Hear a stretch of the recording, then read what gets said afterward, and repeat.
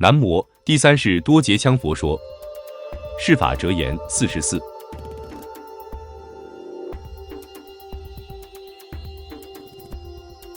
事业之成，守在于信。由信入为，为之必果。夫信者，则无谈于为，无为之具，万事无收也。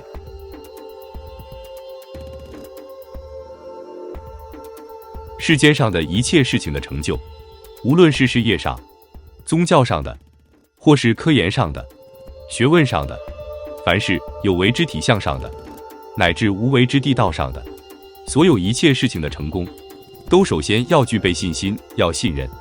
如果连信都谈不上，那就不可能去做。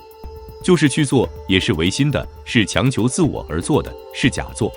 有了信心，才会真做，真正的做，自然就会有果实，有收获。